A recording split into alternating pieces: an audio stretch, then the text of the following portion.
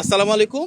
গণমাধ্যমের প্রিয় সাংবাদিক ভাই ও বোনেরা, আপনারা নিশ্চয়ই অবহিত রয়েছেন যে কিছুদিন আগে সুইজারল্যান্ডের জেনেভাতে ইন্টারন্যাশনাল লেবার অর্গানাইজেশন বা আইএলও, যেটা আন্তর্জাতিক শ্রম সংস্থা, সেটার গভর্নিং বডি মিটিং ছিল।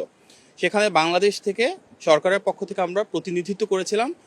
শ্রম এবং কর্মসংস্থানের মাননীয় মন্ত্রী আরিফুল হক চৌধুরী ছিলেন সেখানে।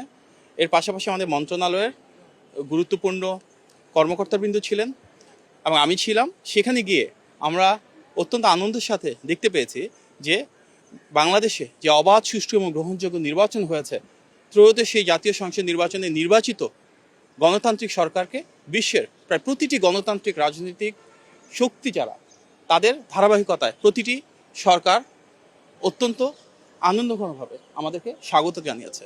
আমাদের নির্বাচিত প্রধানমন্ত্রী, গণমানুষের নেতা জনাব তারেক রহমানকে প্রতিটি দেশ থেকে অভিনন্দন জানানো হয়েছে এবং আমাদের এই সরকারের সাথে একসাথে কাজ করার জন্য, সহযোগিতার জন্য আহ্বান জানানো হয়েছে। আমরা দেখেছি আইএলওর সেই গভর্নিং বডির মিটিংয়ে বাংলাদেশের বর্তমান সরকারের শ্রম বান্ধব যে নীতিমালা রয়েছে, শ্রমিকদের প্রতি যে দায়বদ্ধতা রয়েছে, সেটাকে সাধুবাদ জানানো হয়েছে এবং আহ্বান জানানো হয়েছে আমরা আমাদের যে কমিটমেন্টগুলো রয়েছে সেগুলো ইনশাল্লাহ কার্যকর করলে সারা বিশ্বে বাংলাদেশ হয়তো শ্রম বান্ধব নীতিমালার জন্য একটি আদর্শিক জায়গায় পৌঁছাতে পারবে। সেখানে আমরা আইএলওর যিনি মহাপরিচালক রয়েছে ওনার সাথে মিটিং করেছিলাম এবং ওনাকে আহ্বান জানিয়েছি ইনশাল্লাহ জুন মাসে আইএলওর মহাপরিচালক বাংলাদেশে আসবেন এবং তিনি আমাদের মাননীয় প্রধানমন্ত্রীর সাথে ইনশাল্লাহ দেখা করবেন। আমরা ইন্টারন্যাশনাল টেলিকমিউনিকেশন ইউনিয়নের সাথে দেখা করেছি, যেটি জাতিসংঘের একটি সংগঠন। সেখানে ওনারা ইন্টারন্যাশনাল টেলিকমিউনিকেশন ইউনিয়নের যিনি মহাপরিচালক, আমাদের যে টেকনোলজিক্যাল পলিসিগুলো রয়েছে, প্রযুক্তিগত যে উৎকর্ষ রয়েছে, সরকারের বিভিন্ন কর্মযজ্ঞকে সেটাকে সমর্থন জানিয়েছেন, সেটাকে সাধুবাদ জানিয়েছেন এবং জাতিসংঘের মহাসচিবের পক্ষ থেকে জুলাই মাসে ওনাদের আর্টিফিশিয়াল ইন্টেলিজেন্স নিয়ে জেনেভাতে একটা প্রোগ্রাম হবে। সেই ইভেন্টে আমাদের মাননীয় প্রধানমন্ত্রীকে জাতিসংঘের মহাসচিবের পক্ষ থেকে ইনভাইট করা হয়েছে। আমরা আইএলওর সেই গভর্নিং বডির একটা পর্যায়ে সৌদি আরবের সাথে দ্বিপাক্ষিক মিটিংয়ে অংশগ্রহণ করি। সেখানে ওনাদের হিউম্যান রিসোর্স মিনিস্ট্রির একটা প্রতিনিধি দল ছিল মন্ত্রীর নেতৃত্বে।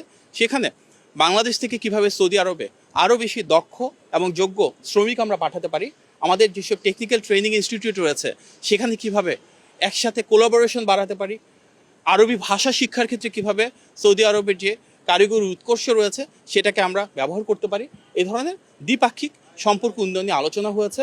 এবং আমাদের মূল লক্ষ্য বাংলাদেশ থেকে সৌদি আরবে যে জনশক্তি রপ্তানি হয় সেটা আনস্কিল, সেমি স্কিল এবং স্কিল প্রত্যেকটা ক্ষেত্রে আরও কীভাবে বাড়াতে পারি। আমাদের মূল উদ্দেশ্য এই গণতান্ত্রিক বাংলাদেশে যেন আমাদের যে তরুণীরা রয়েছেন, যুবক রয়েছেন, যুবতীরা রয়েছেন, ওনাদের দেশের ভেতরে, দেশের বাইরে আমরা ব্যাপক কর্মসংস্থান সৃষ্টি করতে পারি। সেই জন্য ওনাদেরকে দক্ষ এবং যোগ্য হিসেবে গড়ে তোলার জন্য আমাদের মাননীয় প্রধানমন্ত্রী যেভাবে তৃতীয় ভাষার উপর গুরুত্ব আরোপ করছেন, সেই ভাষা শিক্ষার মাধ্যমে ওনাদেরকে সারা বিশ্বের জন্য একটি রোল মডেল কান্ট্রি গড়ে তুলতে পারি জনশক্তি রপ্তানিতে। সেই জন্য সৌদি আরবের সাথে আমাদের আলোচনা হয়েছে।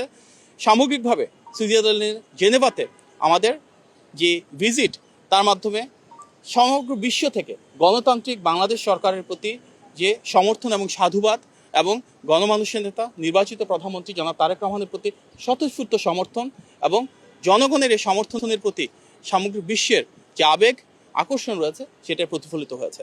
আমরা বিশ্বাস করি শ্রমবান্ধব নীতিমালার মাধ্যমে মাননীয় প্রধানমন্ত্রীর নেতৃত্বে ইনশাল্লাহ আমরা শ্রম অধিকার সেভাবেই সুরক্ষিত রাখব এবং নিশ্চিত করব যে আগামীর বাংলাদেশে শ্রমিক, মালিক সবাই কাঁধে কাঁধ মিলিয়ে এই দেশটাকে সামনের দিকে এগিয়ে নিয়ে যায়। আপনাদের সবাইকে অনেক ধন্যবাদ। আসসালামু আলাইকুম।